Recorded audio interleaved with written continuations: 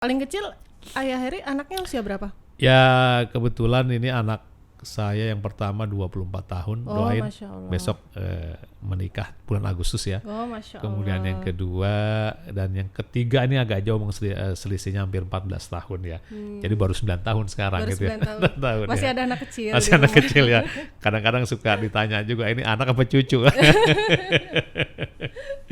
Iya, iya, benar. Hari ini bukan masanya kita mendidik anak dengan cara memaksa. Iya, apalagi dengan kekerasan. Betul, harus ada dialog antara apa yang dia inginkan. Tanya dulu apa, maunya caranya mau apa gitu ya.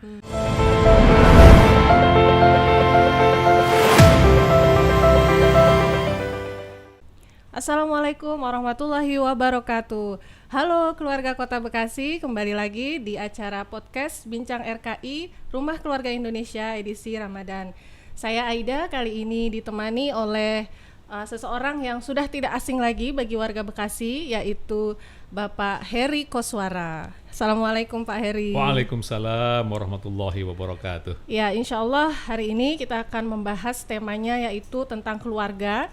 Dan lebih khusus lagi yaitu temanya adalah tentang keayahan nih Ustadz. Wah, Iya. luar biasa ya. Tapi saya panggilnya ayah aja ya, Ayah Heri ya. Ayah boleh lah. Biar akrab gitu ya juga, biar ini karena kan kita pendengar kita juga para ayah bunda nih ya. Iya. Iya, jadi ini bulan Ramadan kali ini kali keduanya nih kita di masa pandemi ini nih Ustadz. Iya. Jadi pastinya banyak keluarga yang menghabiskan waktunya di rumah. Iya. Juga para ayah juga banyak di rumah. Nah Ustadz, ini bagaimana peran ayah di bulan Ramadan ini Ustadz supaya keluarga tuh tetap kompak gitu ya, Iya. Semakin kuat hubungannya. Nah itu apa tips-tipsnya? Iya. Baik, bismillahirrahmanirrahim. Para pemirsa yang dirahmati Allah Subhanahu wa taala. Betul ya, ini adalah Ramadan yang kedua ya yang Iya, kita betul. rasakan di masa pandemi COVID-19 ini. Kalau saya secara pribadi justru melihat ini adalah suasana yang sangat kondusif untuk keberlangsungan pendidikan seorang anak ya di tengah-tengah keluarga. Karena yang saya rasakan sendiri misalnya, kalau dulu Ramadan sebelum sebelum masa Covid begini, kita memang di samping kerja juga banyak sekali Iya. kegiatan-kegiatan di luar Di ya. luar. Betul. Nah, hari ini ketika Allah memberikan musibah dalam bentuk Covid ini, ternyata di balik itu banyak juga Banyak hikmahnya hikmah. itu. Ada ya. Betul. Di antaranya tadi kedekatan kita sebagai orang tua dengan anak-anak kita di rumah. Tentu ini membuat pengaruh yang sangat positif ya. Karena tentu dia akan lebih banyak lagi melihat contoh ataupun kudwah yang bisa dilihat dari ayah maupun ibunya di rumah, karena memang hari-harinya lebih banyak selama 24 jam ini bersama di tengah-tengah mereka. Kalau Ayah Heri sendiri selama Covid ini apakah memang lebih banyak di rumah atau tetap seperti biasa aktivitas? Oh ya, pasti di rumah ya. Karena hari ini juga banyak pekerjaan yang kita lakukan lewat Virtual ya. media sosial, Media sosial. sehingga kayaknya kita ini kantor kita di rumah. Kantor. Kalau kantor kita di rumah, tentu di sela-sela itu banyak sekali waktu-waktu yang kita gunakan. Untuk keluarga ya? Untuk keluarga, khususnya anak-anak kita ya, yang memang ada yang masih perlu bimbingan dalam hal ini melaksanakan ibadah puasa yang memang perlu dilatih sejak dini. Dan saya merasakan kesempatan yang bersama dengan anak-anak, dan juga saya yakin para pendengar juga ya merasakan betul betapa ini merupakan sebuah kesempatan yang perlu kita optimalkan dalam rangka untuk menanamkan nilai-nilai yang positif kepada anak-anak kita di rumah selama bulan suci Ramadan ini.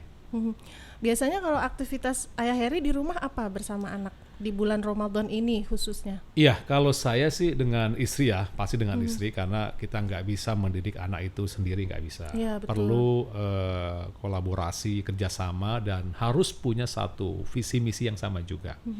Kita biasanya yang pertama begini, ingin menumbuhkan anak-anak ini bagaimana Ramadan di masa pandemi ini punya peningkatan dari berbagai aspek kecerdasan anak-anak. Ya, pertama yang paling penting ya yang saya rasakan ini bisa kita lakukan para ayah dan ibu di rumah, yaitu bagaimana meningkatkan kecerdasan emosional seorang anak. Gitu ya. Karena ternyata di balik ibadah puasa ini ya, anak-anak ini sangat dahsyat gitu ya.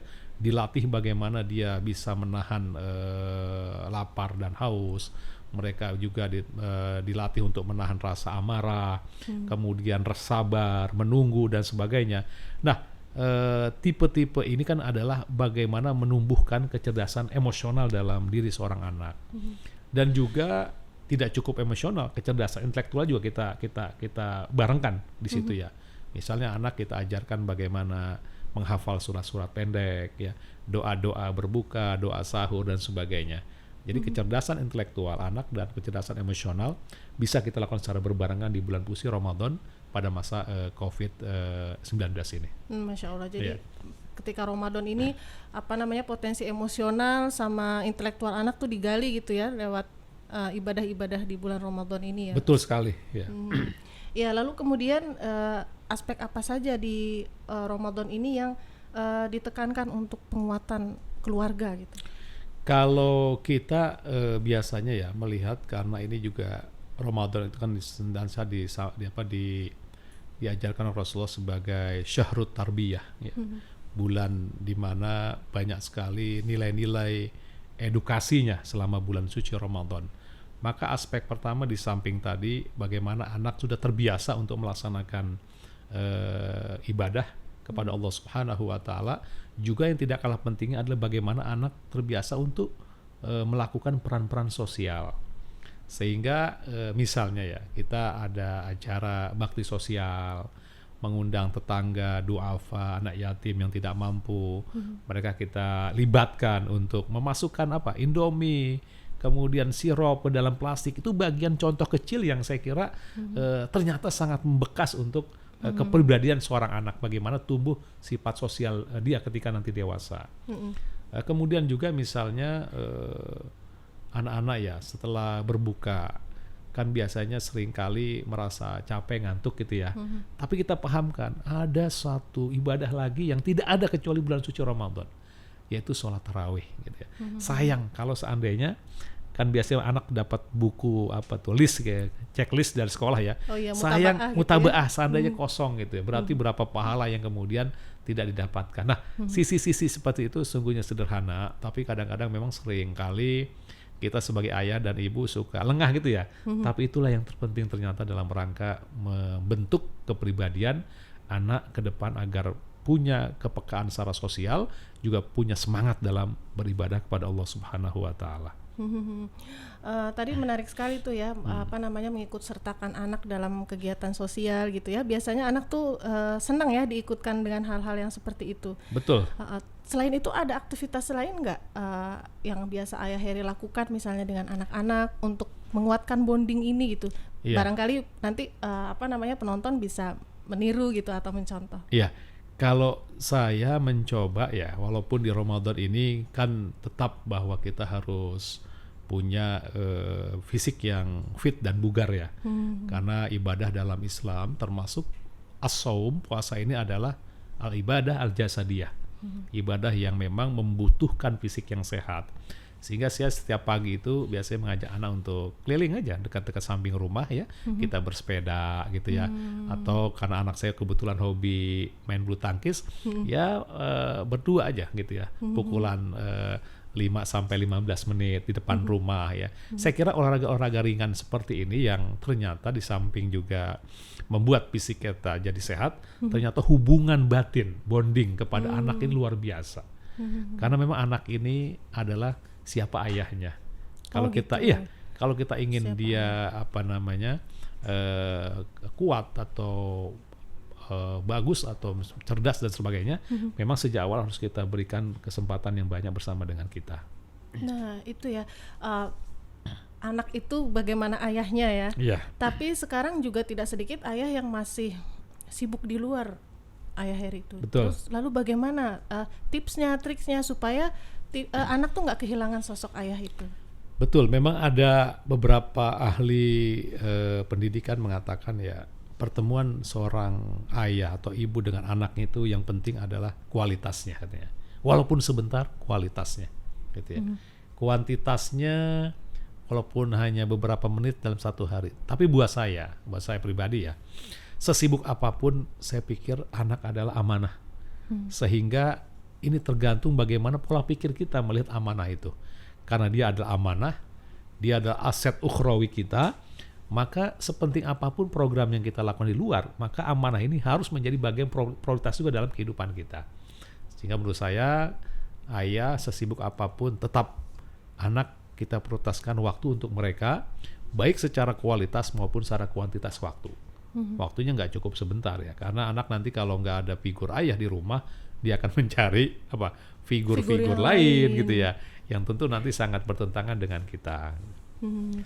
Lalu kalau untuk memotivasi anak supaya bisa memaksimalkan ibadah di bulan Ramadan tuh bagaimana? Karena kan anak kecil, terutama yang anak kecil nih ya, Ayah Heri, kalau anak kecil kan kadang mut-mutan gitu ya. Betul. Terus kadang turun naik, nanti dia ngambek puasanya, terus nanti bisa mood gitu. Nah itu bagaimana biasanya tipsnya? Ada dua hal yang pengalaman saya. Yang pertama adalah sesuai dalam ajaran Islam, memang harus seimbang antara apresiasi dan sanksi. Nah ini, kalau misalnya anak ya ada berbuat salah, memang harus kita berikan sanksi, ya iqob lah.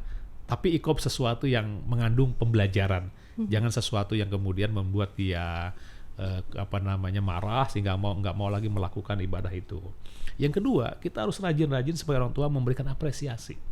Sekecil apapun kebaikan atau ibadah yang dia lakukan selama bulan Ramadan, maka apresiasi itu. Karena umumnya namanya manusia itu senang dipuji ya, senang diberikan apresiasi. Itu yang pertama. Kemudian yang kedua, ternyata pengaruh lingkungan ini sangat luar biasa ya. Nah kebetulan kami tinggal nggak jauh dari tempat ibadah, masjid ya. Di situ juga banyak saudara-saudaranya yang juga seusia, sehingga lingkungan ini sangat pengaruh. Arti ketika dia bersama dengan anak-anaknya, dengan anak lain ya, mulai dari habis buka, kemudian kumpul depan masjid, kemudian sholat bersama, pembentukan karakter anak itu akan lebih mudah. Ya, jadi makanya kenapa Rasulullah SAW selalu mengingatkan al-bi'ah itu, lingkungan itu sesuatu yang sangat penting. Karena bi'ah itu juga mempengaruhi kepribadian seseorang. Sebaik apapun dia sudah dididik di dalam keluarga, tapi lingkungannya kemudian nggak mendukung, bangunan didikan yang sudah kita bangun itu serta-merta biasanya akan juga ikut pengaruh gitu ya. Nah maka yang kedua, lingkungan ini menjadi hal yang mutlak yang harus diperhatikan oleh seorang ayah dalam rangka untuk mendidik anaknya menjadi anak yang soleh dan solehah.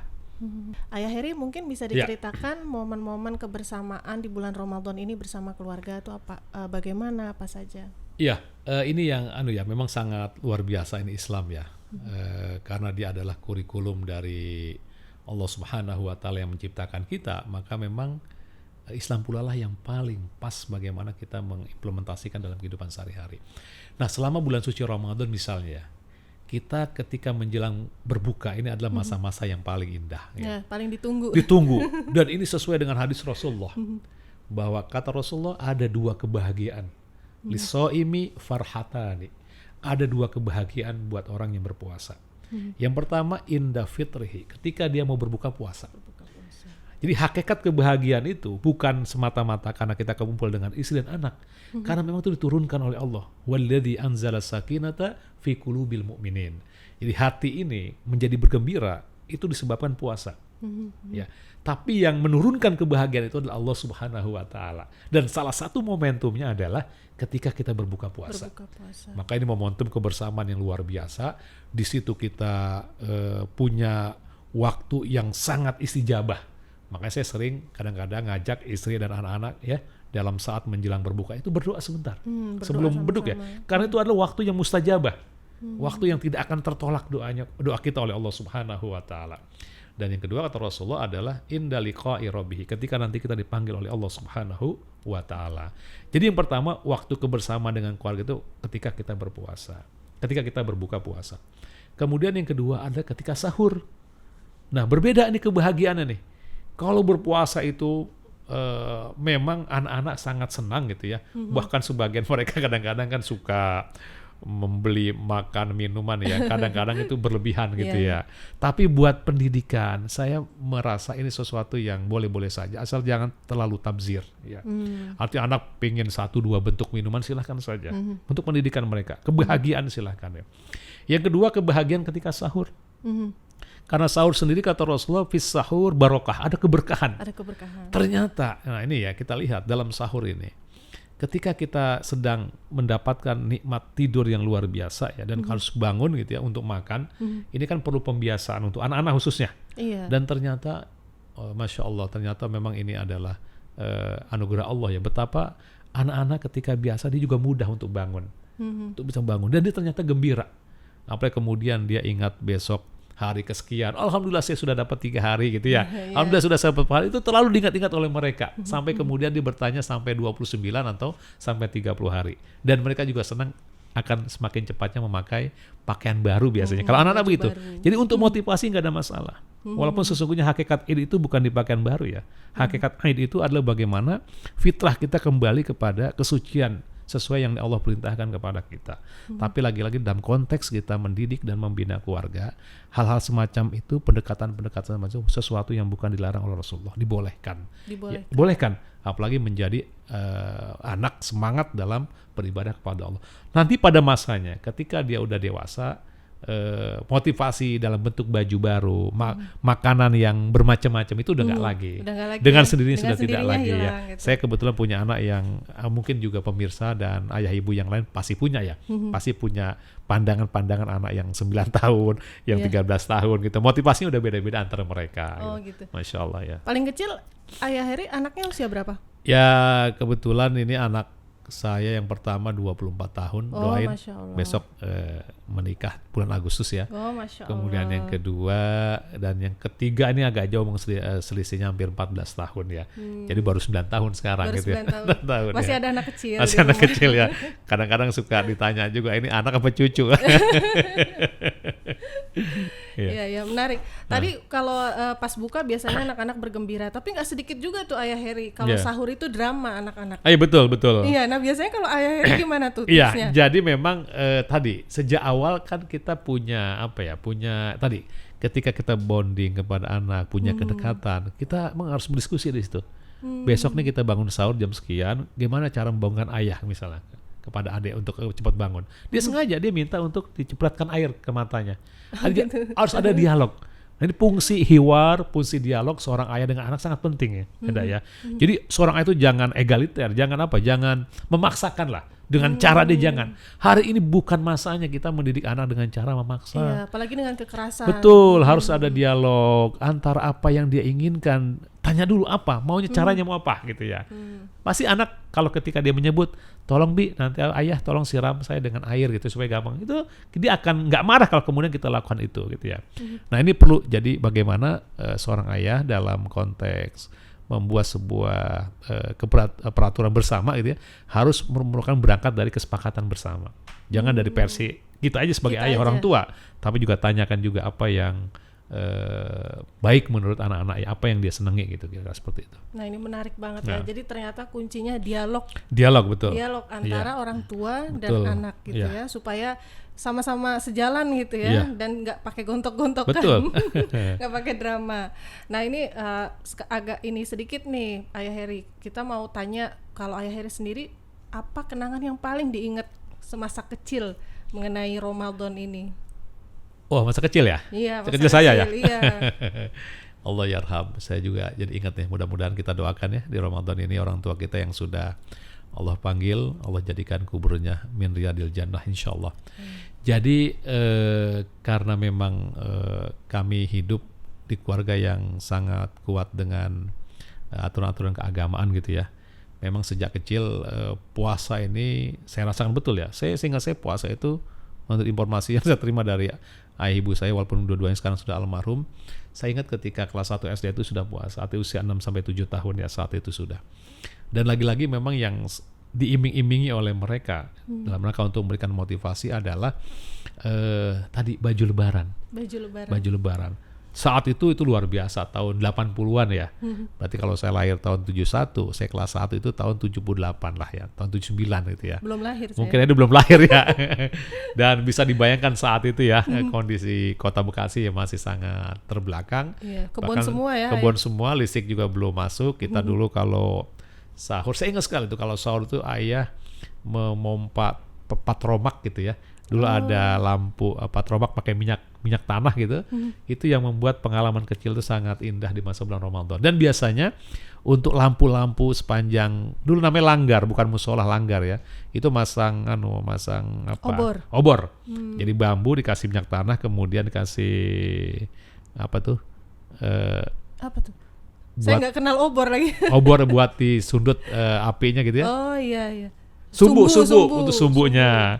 Jadi memang kenangan masa dulu ya, di Bekasi kan banyak wilayah yang belum masuk listrik saat itu. Sehingga maghrib pun kadang-kadang kita pakai ini, dengar ya, beduk. Dulu siap langgar, musola itu ada beduknya, idea ya. Beduk itu kayak alat untuk, dulu suka ada ya, untuk memberitahu bahwa sudah datang waktu sholat. Termasuk juga ketika akan berbuka puasa. Biasanya didengar dengan cara memukul itu. Itu kenangan yang paling indah, dan itu suasana kedamaian yang luar biasa. Dan sekarang udah nggak ada lagi di Bekasi. Bekasi. Nyaris sudah nggak ada sekarang. Tapi kalau mungkin yang sama antara Ramadan yang dulu dan sekarang apa? Kalau yang sama ya mungkin kita lihat ramainya para penjual makanan ya ketika saat menjelang maghrib itu, kebiasaan-kebiasaan yang dulu juga saya lihat sudah ada itu ya. Cuma mungkin hari ini makanan-makanan yang jual itu lebih bervariasi saja. Kalau dulu lebih banyak kan makanan-makanan kampung tradisional ya, yang itu sejak dulu saya ingat banget ya, masih suka beli es dibungkus di plastik gitu ya, kemudian kita bawa pulang, kemudian makanan-makanan, kalau gorengan-gorengan tuh biasa di mana-mana dan dulu sampai sekarang masih ada ya. Iya. Ayah Heri, sampaikan pesan dong untuk ayah sekota Bekasi di Ramadan ini, bagaimana biar tambah erat hubungannya dengan keluarga. Oh baik, jadi ini pengalaman saya aja ya. Jadi para ayah yang saya cintai semua ya. Pertama, Ramadan pada masa COVID-19 ini adalah kesempatan yang Allah berikan kepada kita sekalian sebagai seorang ayah. Yang pertama, jadikan Ramadan kali ini sebagai penguat hubungan antara kita dengan anak-anak kita. Karena anak biasanya selalu melihat apa yang dilakukan oleh seorang ayah saat dia melihat perilaku kita sehari-hari, itulah yang dia lakukan. Kemudian yang kedua, berikan kepada anak-anak kita pada masa selama bulan suci Ramadan ini adalah kegiatan-kegiatan yang bisa menjadikan mereka cerdas, tumbuh luar biasa baik secara intelektual maupun secara emosional. Sehingga kita harapkan mudah-mudahan meskipun hari ini kita diuji oleh Allah Subhanahu wa taala dalam suasana COVID-19 ini, tapi saya yakin di balik ujian Allah pasti di sana ada beribu-ribu hikmah yang bisa kita ambil. Salah satunya adalah semakin mendekatkan kita kepada anak-anak kita di rumah, dan ini menjadi sebuah poin yang bisa kita dapatkan untuk mendidik anak menjadi generasi yang lebih baik lagi ke depan, insya Allah. Wah, Masya Allah, luar biasa tema kita hari ini tentang ayah di bulan Ramadan. Mudah-mudahan bermanfaat buat semua pemirsa podcast Amin RKI ya Allah ini. Ya Rabbal Alamin. Ya, jadi ayah-ayah semua kembali ke rumah nih ya. Iya, betul. Memaksimalkan kesempatan di rumah ini dengan baik untuk bersama keluarga. Ya, terima kasih Ayah Heri atas waktunya. Sama-sama. Dan terima kasih juga kepada pemirsa podcast RKI Kota Bekasi. Saya Aida undur diri. Wassalamualaikum warahmatullahi wabarakatuh. Waalaikumsalam warahmatullahi wabarakatuh.